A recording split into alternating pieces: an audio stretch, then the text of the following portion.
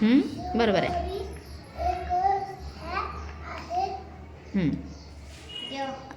चल. वाशिम जिल्हा परिषदेचे मुख्य कार्यकारी अधिकारी माननीय वैभवजी वाघमारे हे आहेत. त्रिशा. पंचायत समितीचे गट विकास अधिकारी माननीय